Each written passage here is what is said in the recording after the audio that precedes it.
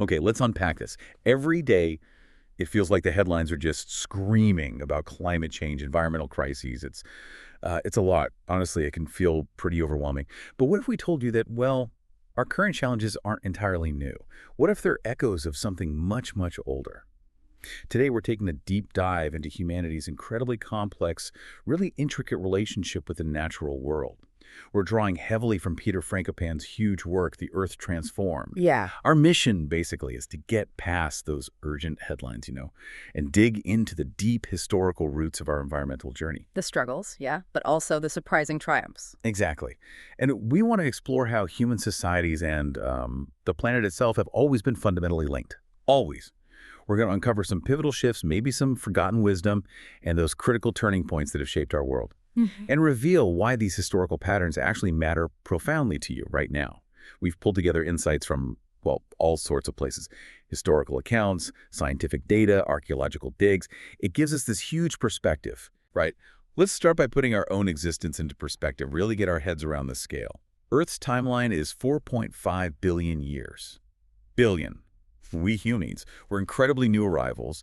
Anatomically modern humans only showed up about 500,000 years ago. And our detailed written records, they cover, well, like 0.0000001% of the world's past. It's almost nothing. It's such a tiny sliver, isn't it? And before we even got here, Earth was already staging these natural cataclysms on a scale that's hard to even imagine. Think about the Great Dying 252 million years ago. Massive Siberian volcanism caused it. Temperature jumps 8–10 degrees Celsius, wiped out 96% of marine life. All Earth's forests, gone. Wow. Or Chicxulub impact 65 million years ago. That asteroid didn't just kill the dinosaurs, it actually created our modern tropical rainforests. It totally changed the ecosystems, soil fertility, everything. Allowed flowering plants to take over. It really puts Earth's own power front and center. That's a humbling thought, yeah. And what's really striking is how, in just a blink of that geological time, humans went from just adapting to nature's power to developing the capacity to cause our own mass extinctions. Yeah. It's such a stark turn, isn't it, from just living within these forces? Indeed. Frankopan puts it bluntly. While nature caused past mass extinctions, humans have managed to develop technologies to bring about mass extinction independently. We found our own unique ways to speed things up, unfortunately. Yet our early adaptations were also so profoundly shaped by nature. Early hominins, for instance. Their diets included aquatic species like fish, crocodiles, turtles, that provided crucial fatty acids, vital for brain growth. And it's even linked to changes in neurochemistry, things fostering communication, empathy. Yeah, and then there's fire. The human ability to use and control fire, maybe starting 1,000,000 to 500,000 years ago, that changed everything. Everything. Cooking food led to changes in our bodies, our teeth, brain size. It gave us new cognitive skills, protection, warmth. It basically helped us start mastering our environment. What's fascinating here is how our species adapted compared to others. You look at Neanderthals, heavily impacted by climate stress, like rapid cooling forcing migrations. But Homo sapiens? We showed incredible resilience. Our ancestors thrived through massive events like the Mount Toba supereruption 74,000 years ago. That caused a volcanic winter, glacial conditions. Right. Even in places like South Africa, they adapted, innovated. It highlights this unique capacity we seem to have had, not just to cope, but maybe even to flourish when things get tough. And that resilience eventually led us to this pivotal shift, agriculture, settled life. Starting around 8,000 BC in the Fertile Crescent, this was the dawn of domesticated cereals, herding animals, sheep, goats, cattle, pigs. Interestingly, studies of ancient bones show women in these early farming communities often developed amazing upper body strength. Suggests labor was very much shared. Yeah, definitely. And if we connect this to the bigger picture, it's pretty clear that climatic change played a huge role here. We see similar patterns of agriculture popping up globally around the same time. Different local conditions, sure, but the timing suggests a broader environmental push towards these innovations. Okay, so from farming, we then see the rise of more complex societies. You've got things like shell rings from 3000 BC in North America, early settlements, maybe trade hubs. By 4000 BC, across the Fertile Crescent, you see styles becoming more similar, homogenized, plus metallurgy, new crops, all driving social layers, long-distance trade. And then there's that surprising case, Norte Chico on the coast of Peru. Big settlements, but no fortifications, no obvious signs of warfare. The sources suggest maybe it was a culture of plenty of production, less pressure on resources compared to, say, Mesopotamia or Egypt at the time. But it wasn't all smooth sailing, was it? Yep. Definitely not. Around 2200 BC, we hit the Megalayan age. It's actually a formal geological age named after a cave in India. It marks the start of a megadrought, a really severe global one. And it seems to have caused the collapse or at least serious trouble for civilizations in Mesopotamia, Egypt, Greece, the Indus Valley. Right, but it's crucial to understand, the book argues, climate was often an aggravating factor rather than the direct cause of cataclysmic change. It wasn't just the drought. Take the Akkadian Empire's collapse around then. It seems it was more about their inability to adapt. Rising environmental pressures met elites who just couldn't or wouldn't respond effectively, caused these terrible domino effects. Exactly. It's a lesson about societal resilience, isn't it? And ancient peoples, they were acutely aware of these dangers. They knew they could push things too far. You see it in texts like the Epic of Atrahasis from around 1700 BC. There's a clear awareness of, like, hitting ecological limits. Even stories like Noah in the Bible, or Atrahasis itself, they link environmental disaster to divine anger, suggesting that disrespecting nature, or maybe just bad leadership, invites catastrophe. Stability comes from obedience, or maybe good management. And rulers definitely picked up on that. They often tied their power directly to controlling nature. Assyrian kings like Sennacherib boasted about taming rivers, building massive irrigation projects. Egyptian pharaohs claimed they were the ones bringing the Nile flood to the fields. It was a way to show authority, but also maybe an admission of how vital those systems were. It's also pretty fascinating, and maybe a bit funny, to think about why writing was invented. Not for poetry or epics initially. It was for, well, bureaucracy. Recording goods, collecting taxes, keeping track of stuff to consolidate power. Frankopan has that great line. Without accountants, there would perhaps have been no Torah, Bible, or Quran, no Shakespeare, no Baburnama, and no Tolstoy. Ah. So we owe all of world literature to bookkeeping. That's a take. But alongside that control aspect, there was real ecological wisdom, too. Oh, absolutely. You find it in many ancient cultures. The Yajur Veda, 3,000 years old, advises live in complete harmony with nature. Simple, direct. Or Adath, a saying attributed to the prophet Mukad, talking about stewardship. Pay attention that you do not corrupt and destroy my world. If you corrupt it, there is no one to repair it after you. It's a powerful message of responsibility. And Jainism argued all organisms, including plants, were alive, stating injury to the earth is like striking, cutting, maiming, or killing a blind man. Wow. Yeah, and ancient Chinese texts, like the Shangshu, explicitly linked a ruler's moral character to the weather. Too much rain meant lack of discipline, drought meant arrogance, which of course created a strong incentive for rulers to perform rituals, support rainmakers, Yeah. keep nature and the mandate of heaven happy. Okay, let's jump forward a bit. The Roman warm period, roughly 300 BC to AD 500. This lines up almost perfectly with Rome's rise, doesn't it? It really does. The sources describe it as the most humid time of the last 4,000 years in the Mediterranean, that kind of climate. A huge boost for agriculture, population growth, political stability. It helped lay the groundwork for that massive empire. But that success came at a cost, ecologically speaking. Rome left its mark, literally. More lead pollution and Greenland ice cores from Roman times than any other pre-industrial era. That's from mining, smelting. Right, a huge industrial footprint for the time. And then there's the exploitation of animals for entertainment, the games. Cassius Dio claimed 11,000 animals were killed just for Trajan's games. They hunted some species close to extinction in North Africa and elsewhere. Which raises an important question. How do they sustain such a large population with that level of exploitation? Were they thinking long-term at all? That's the million denarius question, isn't it? They were certainly focused on maintaining the empire now, but then things changed. The crisis of late antiquity, around AD 500 to 600. This was a really rough patch. You had major volcanic eruptions around 536 and 540 AD, causing volcanic winters some of the coldest decades in the Holocene. And then, bam, the Justinianic plague hits in 541. The evidence, like finding multiple plague strains even in isolated rural spots, and laws popping up trying to control wages because so many workers died, it suggests the damage was immense. But even in that crisis, you see adaptation. Societies that could adapt or take advantage of opportunities rose up, like the Angles and Saxons in Britain. They went from being mercenaries for Rome to taking over. Or the Turks out on the steppe. Their power actually grew when higher rainfall improved the pasture land for their horses. Shows how upheaval creates winners and losers. Absolutely, and climate keeps playing a role.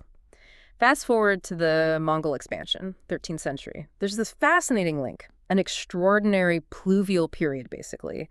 Lots more rain in Mongolia between 1211 and 1225. Suddenly, much better pastures, huge growth in livestock, especially horses. This gave Genghis Khan access to vast resources that helped fuel that incredible military expansion. So it wasn't just about military genius, but also having the environmental conditions right. Partly, yes. And the Pax Mongolica, the Mongol peace, wasn't just about conquest. It led to this intensification of trade across Eurasia. Goods, ideas, people moving like never before. But here's the dark twist. Those same trade routes. They became highways for the Black Death, starting in the late 1330s. Wow, so the thing that connected the world also spread the devastation. Precisely. The plague's origins are complex, but seem partly linked to increased demand for grain from the Mongol Golden Horde, maybe because growing conditions were getting worse back in places like Italy. The result was catastrophic. Estimates are 40–60% mortality across huge swaths of Europe, North Africa, the Middle East, possibly the highest mortality of any large-scale catastrophe known to humankind. The economic collapse was so total that atmospheric lead pollution, mostly from mining and smelting, actually dropped to undetectable levels in ice cores. It's the only time that happened in 2,000 years. That's staggering. A pause in human industrial impact, forced by disease. After that, we move into the Little Ice Age, roughly 1550 to 1800. And this is debated, right? Very much so. Some sources point to significantly lower temperatures globally and link this period to big changes, like the agricultural revolution in England, new tech, new crops, maybe even helping drive the energy transition and empire building. But others urge caution. Was the cooling really globally synchronous? Maybe not entirely. And those famous winter paintings by Bruegel? Maybe they reflect artistic trends or particularly harsh local winters, not necessarily a global climate shift. It raises an important question about how we interpret historical evidence, especially cultural stuff. Exactly. You have to be careful not to oversimplify. Around the same time, though, you definitely see the expansion of ecological horizons, Europeans encountering the Americas. Columbus's descriptions of Hispaniola and Cuba are full of enthusiasm, most fertile and temperate and flat and good in the whole world. Perfect, he thought, for cash crops. And let's be clear. This wasn't just exploration for its own sake. Adam Smith pointed out later it was driven by merchant capital and the thirst for financial rewards. He called the discovery of America and the sea route to the East Indies the two greatest and most important events recorded in the history of mankind. But he was also critical, noting Europe's superiority of force led to every sort of injustice. And that injustice was immediate and devastating in the Americas. The Great Dying. Forced labor, slavery, resettlement, malnutrition, violence, and especially European diseases against which indigenous people had no immunity. Some estimates suggest 90% mortality in certain regions. It was horrific. Spanish friar Bartolomé de las Casas documented cruelty on a scale no living being has ever seen. The scale is just unimaginable. And this had ecological consequences too, didn't it? A massive reduction in land use, millions of hectares reverting back to forest or savanna. Some scientists even argue this reforestation might have briefly lowered global CO2 levels in the 16th and 17th centuries, though that's still debated. It's a stark example of human impact, even through collapse. And this devastation directly fueled the transatlantic slave trade. Europeans decided enslaved Africans were far more productive, especially in tropical climates, leading to the horrific Africanization of the Caribbean. You even see disease shaping geography and politics. The Mason-Dixon line, separating U.S. North and South, also acted as an epidemiological frontier. Falciparum malaria thrived in the warmer South. Grimly, this made enslaved labor seem more economically necessary there, reinforcing slavery and contributing down the line to the Civil War. It's chilling how interconnected it all is. Disease, climate, economics, politics. This period also saw what Frankopan calls invisible globalization. Right. Think about commodities. Sugar, coffee, tea, tobacco, timber, furs. These things fueled early capitalism, but they were built on massive geographic, ecological, and environmental inequality and exploitation. The craze for beaver hats in Europe led to beaver populations crashing in North America. Demand for whale oil and bone for corsets led to the collapse of whale populations in the Atlantic. Pressure on West African ecosystems for things like ostrich feathers for fashion. Consumers back in Europe often had zero idea of the distant destruction their purchases caused. Sounds depressingly familiar, actually. And the 17th century itself was rough, wasn't it? The general crisis. Yeah, a really tumultuous time across much of the globe. More wars fought in the 1640s than any other decade until the 1940s. And you had this fatal synergy of climate extremes, bad harvests, famine, disease, and conflict. A prime example. The Indian monsoon failed 4 years running, 1628 to 1631. Millions died in Gujarat alone. It shows how vulnerable societies were and how these factors compound each other. But crisis can also spur innovation, right? Sometimes, yes, you see agricultural innovations picking up. Back in the 15th century, Korean King Sejong had promoted straight talk on farming, emphasizing good practices. Then the potato arrives in the Old World from the Andes, where it had been cultivated for millennia. It was revolutionary. Security against famine, better nutrition, helped populations grow, even fueled urbanization. An amazing journey for one tuber. Later, things like the threshing machine in Britain, spurred partly by labor shortages during the Napoleonic Wars, boosted productivity and wages. What's fascinating here is the contrast with China during some of this period. Frankopan argues that factors like a tiny rural wage labor force and less external competition under the Pax Manchurica meant China remained stuck in the past, technologically in some areas, while Europe was just surging ahead. It shows how specific political and economic contexts really shape the pathways of innovation, doesn't it? Different pressures, different outcomes. And were people noticing the environmental damage even back then? There were definitely early glimmers of awareness. David Hume, the philosopher back in the 18th century, speculated that human activity, mainly deforestation, might be warming the planet by removing shade. Russia actually started some forest conservation measures as early as 1802, so the idea wasn't totally alien. But then came the Industrial Revolution, fueled by coal. Coal was key, especially for Britain. Their scientific community got really good at extracting it and using it efficiently. The energy consumption just exploded. By 1850, those 18 million Britons were using as much energy as 300 million Chinese. A staggering difference. And the cities. Manchester quadrupled in population between 1801 and 1851. Friedrich Engels described the foul air, the impact of fossil fuels on health, on life expectancy, a new kind of visible concentrated pollution. Yeah, and there's a real irony in the improvement narratives of the time. European settlers would claim virgin lands in the Americas or Australia as terra nullius, empty land, to justify taking it. They even labeled uncultivated land in India as wasteland to be granted to settlers. This is often based on these widely held assumptions that indigenous peoples were ignorant and careless and that Europeans were the enlightened guardians of the environment. It was a justification for displacement and exploitation. That mindset had devastating consequences, like the Irish potato famine in the 1840s, a crop disease from South America, Phytophthora infestans, basically piggybacked on intensive global trade networks, wiped out the main food source, led to mass starvation, mass migration, especially to the U.S., reshaped both nations.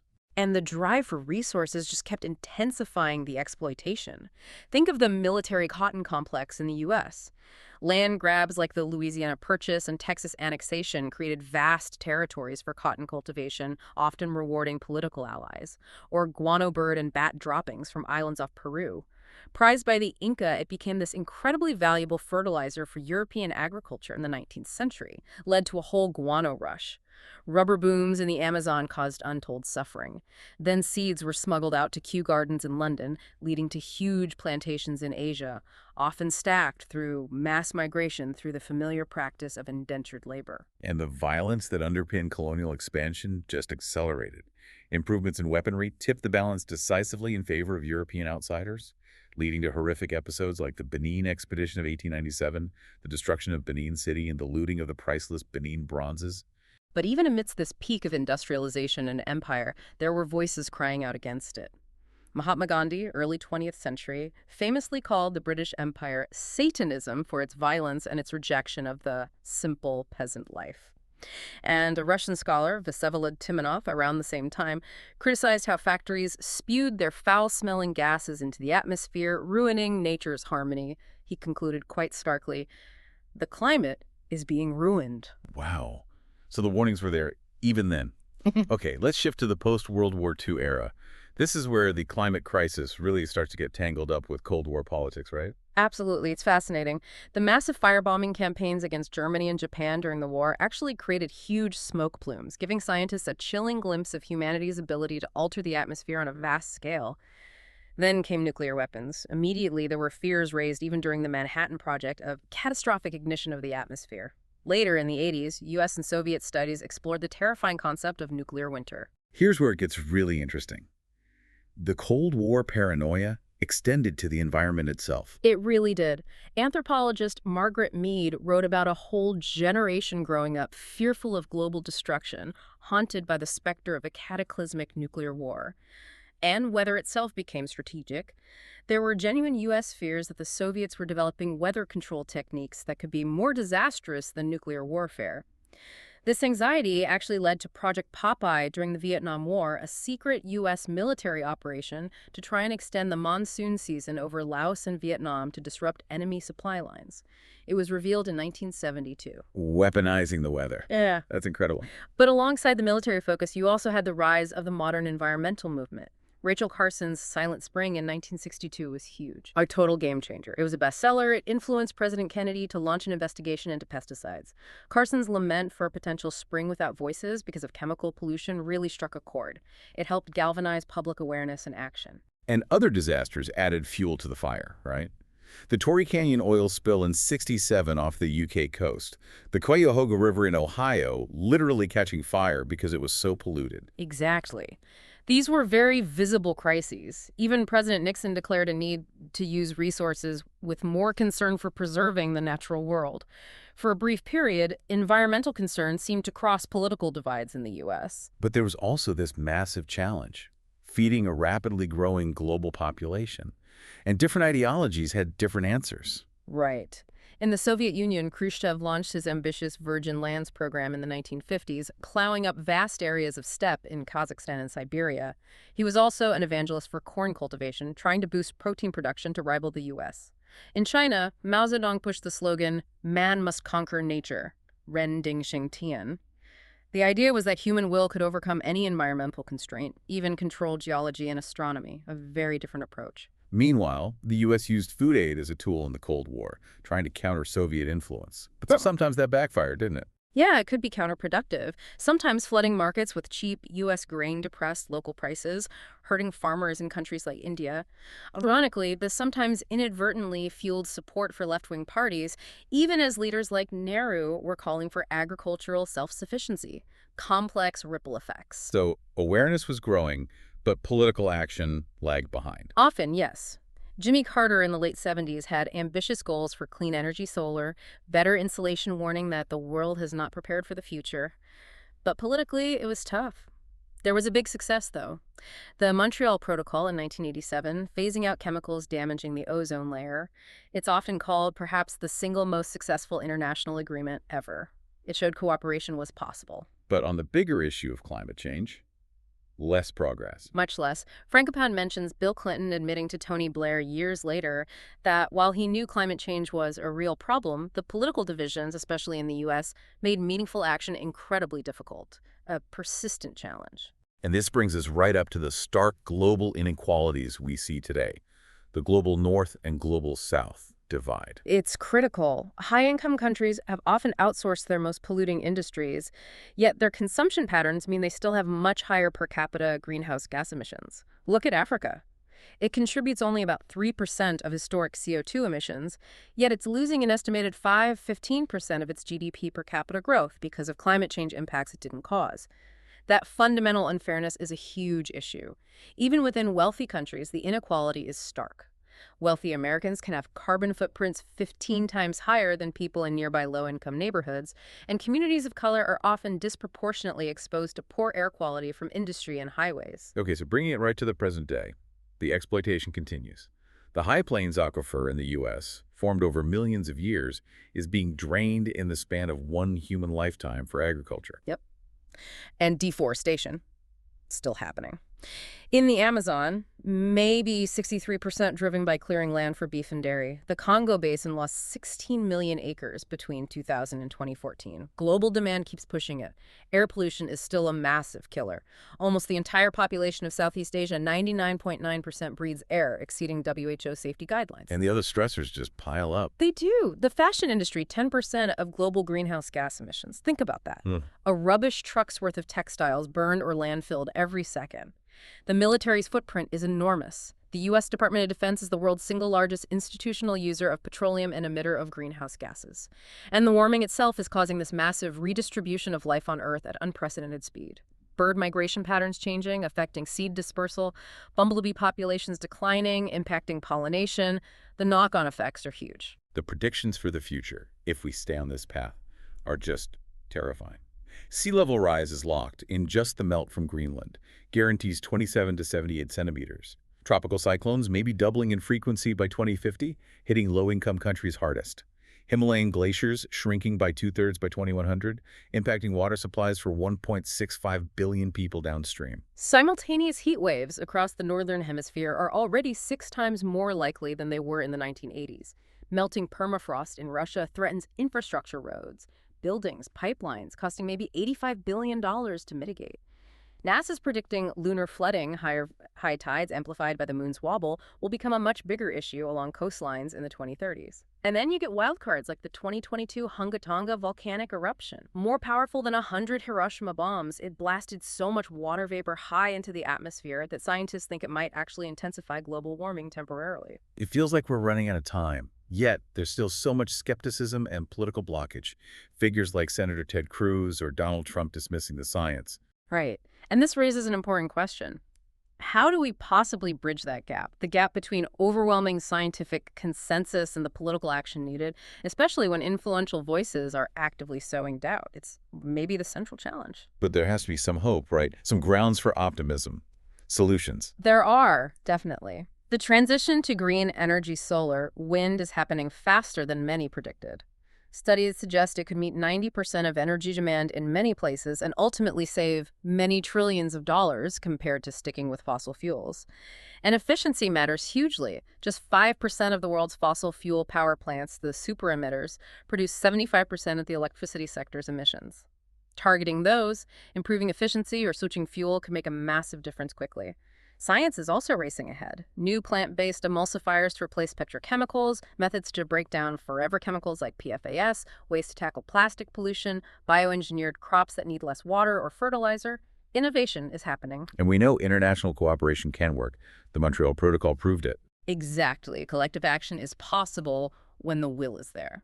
So, summing this all up, the big takeaway seems to be that ecological balance, environmental sustainability, these aren't just nice to haves. They've always been fundamental. Absolutely. Frankopan's core argument is that these factors underpin the cultural, political, socioeconomic, diplomatic, and military histories everywhere. Societies that couldn't adapt to resource limits or climate stress or disease outbreaks, they often face disaster. It's a recurring theme, a pattern throughout history. So what does this all mean for you listening right now? It means our history is shouting at us. We've always faced environmental challenges, natural and self-inflicted. Our ability to adapt, to cooperate, to use resources wisely or tragically to misuse them, that's what determines our fate. Our past choices are echoing right now, and our choices today. They're going to shape everything that comes next. Which leaves us with this final, maybe provocative thought to mull over. Frankopan points out that governments almost everywhere exacerbate the problem by paying people more to exploit nature than to protect it, and to prioritize unsustainable economic activities. Unquote. We also see some young adults choosing to have fewer children, specifically citing climate concerns. So what fundamental shifts in our values and our economic priorities are actually needed now? How do we navigate this incredibly complex tangle of climate, technology, politics, and economics? And maybe most importantly, what responsibility do you feel you have in shaping the world that's coming?